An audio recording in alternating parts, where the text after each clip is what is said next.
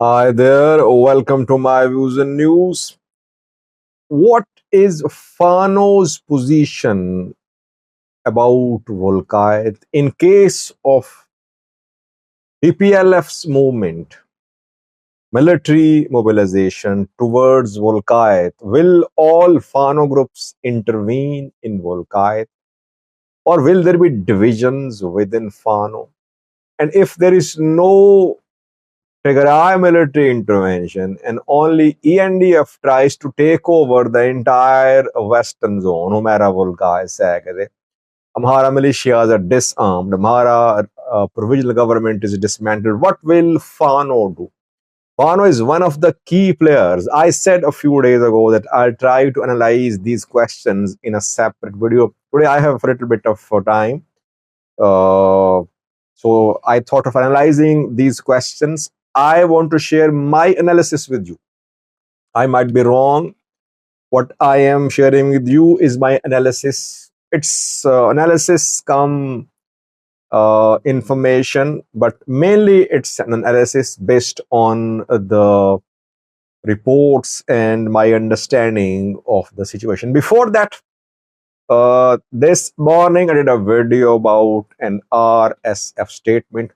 Rapid Support Forces formally claimed a few hours ago that TPLF members were fighting in Sudan in support of the Sudanese military against Rapid Support Forces. And in comment section, I saw a barrage of criticism against me. Uh, People leveled all types of accusations against me that I am a paid anti-Tigray, anti-TPLF propagandist. I am an Amhara asset. I am Fano asset, etc., etc. Uh, Problem is that people are so affiliated with their groups, with their parties, with their region. They don't want to analyze developments impartially. I was the first one who reported that Tigray forces were retreating from the Amhara region. Back then, again, I faced lots of criticism. I reported about Tigray fighters robbing fuel from Kambolcha fuel depot. Again, criticism. I reported about the presence of Tigray fighters in Sudan. I told you that trainings were underway. I'm not talking about the dates when I made the videos, but in 2021, 2022, I made all these videos. I reported about TDF's mobilization there. I talked about TDF's attacks on Humera Tsegede from Sudan. TDF has been there, whether in the form of refugees or in the form of TPLF members, in the form of ENDF, Terrain-speaking members. TDF has been there. We cannot deny that. But those who are blind supporters of the TPLF, they never acknowledge that. They are misled, or they are just blind supporters of the party and they want to mislead others too. What RSF is saying should be addressed by TPLF, not by TPLF propagandists. Tigray fighters are there, have been there. We reported about that. We reported about attacks from there.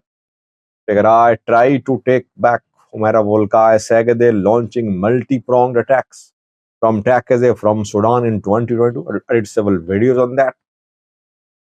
Now TPLF should address what RSF is saying. And for me,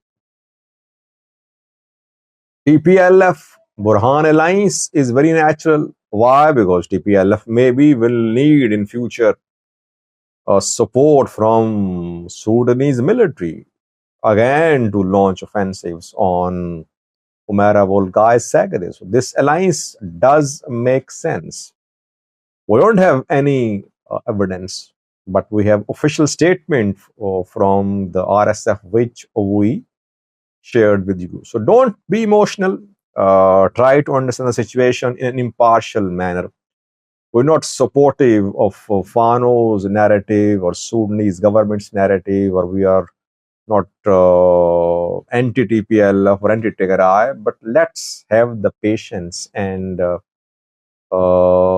heart to listen to what is against what we believe. This is my views and news. It's not Tigray TV. It's not Ethio 360. It's not Oromia Media Network. This is my views and news. You're open to comment, free to comment. I don't delete comments. I don't ban people from commenting. You have every right to express your anger, but no one can stop me from reporting. I am not saying Tigray fighters are supporting rapid support forces, but they're supporting Sudan military. But this alliance does make sense to me. Now, what will Fano do, viewers? Will Fano take any action? Will it involve itself? To what extent? If we see Raya-like situation in Western Zone, Humera Welkait Tsegede. What happened in Raya? We know that their Ethiopian military green-lighted the entry of Tigray fighters into Southern Zone. Again, when I reported that, I was criticized by Tigray fighters. They were saying, by Tigray loyalists, they said there was no TDF, just IDPs there. And then Getachew admitted that there were Tigray militia members. And then no one apologized. And they tried to challenge my reports when I was saying that Tigray fighters had entered Southern Zone. Later, it was confirmed. Getachew used the term Tigray militia members, who were basically Tigray fighters. In Southern Zone, we saw that Tigray fighters entered entry, as I said, green lighted by the ENDF. Amhara militias fled, Amhara government dismantled. But ADF went a little further and it captured large parts of the Southern Zone. ENDF maybe wanted to take over the entire Southern Zone after expelling Amhara militias, but Tigray fighters violated the secret arrangement a little. Now, most parts of Southern Zone are under Tigray control. Military is there in Alamata city, in other parts of the Southern Zone. Two main Fano groups which are relevant when it comes to Southern Zone are East Amhara Fano of Mere Vadiju and Wollo Fano of Colonel Pantahun Mob. Both have merged now under one command. Mere Vadiju as the chief and Colonel Pantahun Mohabao as the deputy. Are they making any preparation to make a move towards Southern Zone? No. Though hundreds, thousands of rather, Amhara militia members from Southern Zone have joined them. Wallo Fano has turned into a formidable Fano group, I believe. But still, they have not made a move towards Southern Zone. They are focused on Wollo.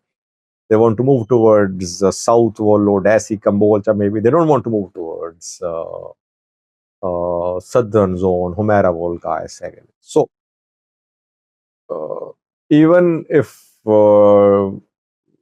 TPLF took control of entire Southern Zone, no intervention from Fano is likely so far. Will the same thing happen in Western Zone too, that Fano groups won't intervene? They will just issue statements. Wherever the Joe spoke, etc., they just issued statements. Did nothing. When it comes to Western Zone, which Fano groups would be relevant? Gondar Fano, obviously. both North Gondar and South Gondar Fano groups, mainly North Gondar Fano groups. North Gondar Fano leaders are issuing statements. Bijine Elamao, Gondar Fano commander, talked this week. He said that TPLF is beating the drums of war. Hapte Volde yesterday spoke, a statement came from his faction, from his group about Easter congratulation. And there he mentioned Welkait. His group mentioned Welkait, saying that what TPLF is doing, it is provocation. It will endanger Tigray, Amhara people relations. So Gondar Fano is speaking, warning TPLF, warning Tigray people. Other Fano groups are relatively quiet, relatively quiet. So if a Raya-like situation unfolds in Western zone, will all Fano groups decide to join hands and push towards Western zone? No. I don't see Shoa Fano advancing from Shoa towards Welkait, or Gujum Fano from Gujum to Welkait. Whether it's possible or not, I don't think they'll move towards Western zone. Wollo Fano already focused on Wollo, North-South Wollo. Two major groups of Fano which would be relevant are North and South Gondar Fano. What will they do? We're talking about two main Fano groups. Others won't intervene, I believe. Largely, they won't intervene. I think that in Western zone, we might not see direct, it's my analysis again, we might not see direct TDF military involvement in Salamti, in Humera Tsegede. If Tigray fighters cross Takeze and start moving towards Western zone, obviously Fano groups will reciprocate. Again, North-South Gondar Fano groups, they'll move. They'll try to move towards Dansha. From Gondar, they can use two roads and they can move towards Dansha, Humera.